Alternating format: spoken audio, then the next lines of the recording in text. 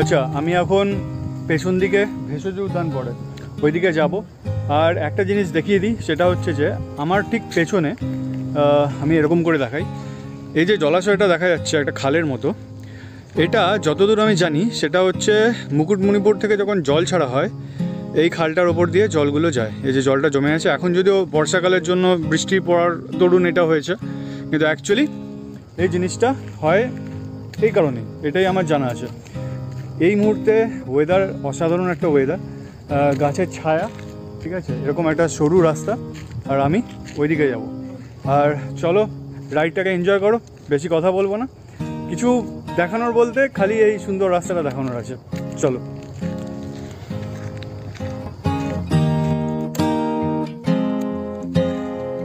চলো, let's go.